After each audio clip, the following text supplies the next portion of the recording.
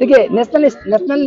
Task force जो बनाया है कोर्ट ने, एक बहुत बड़ा काम किया है। मुझे लगता है कि बहुत बड़ा रिलीफ होगा उन डॉक्टर्स के लिए, उन इंटर्न्स के लिए, उन पैरामेडिकल्स के लिए, वहाँ के स्टाफ के लिए, नर्स के लिए, कि जितने भी गाइडलाइंस थे इसके पहले, जितने भी लॉस थे उन डॉक्टर्स के लिए, उसके लिए एक सीनियर डॉक्टर्स की एक टीम बनाई है, जिसमें वो ये देखेंगे कि आज के मौजूदा हालत में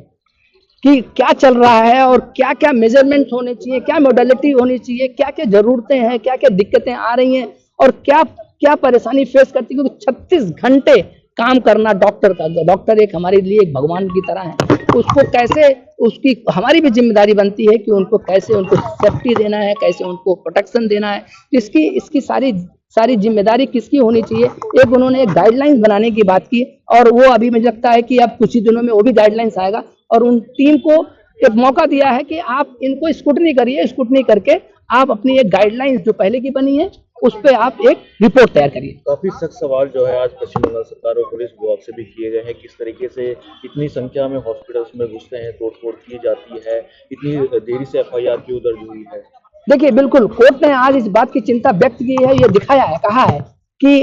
एक किसी के साथ रेप और मर्डर होता है, रेप और मर्डर के बाद का एफआईआर होती है पहला, उसके बाद फिर पोस्टमार्टम रिपोर्ट कब होती है उसका, एफआईआर करने वाले जो होते हैं वो कौन कौन से लोग हो सकते हैं, क्या वो कंप्लेनेंट होगा, क्या कंप्लेनेंट में क्या उसके परिवार वाले ही होंगे, क्या वहां की जिम्मेदारी, वहां का जो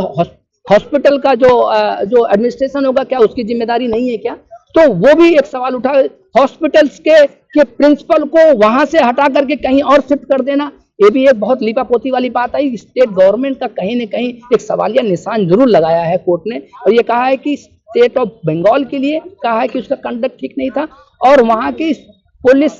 कोलकाता पुलिस का कंडक्ट ठीक नहीं था। इसके लिए भी उन्होंने बड़ी चिंता व्यक्त की है और इसके लिए तभी उन्होंने कहा है कि सीआईएसएफ वालों को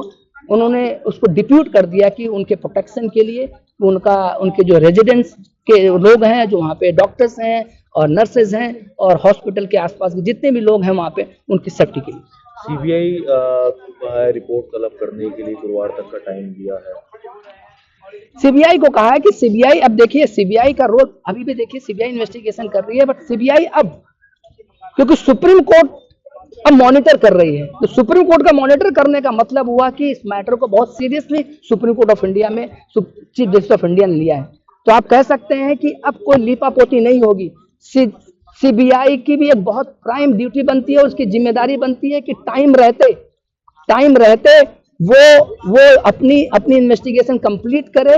और एक ट्रांसपेरेंसी होनी चाहिए कि वो लोगों को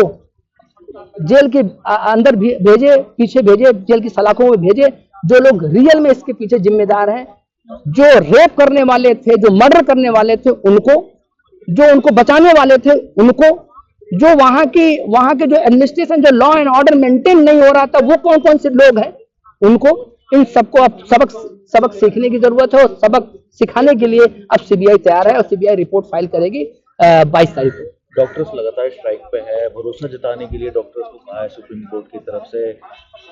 सुप्रीम कोर्ट ने कहा कि देखिए, उन्होंने रिक्वेस्ट की है, supreme court of India, chief justice of India ने कहा कि एक रिक्वेस्ट है कि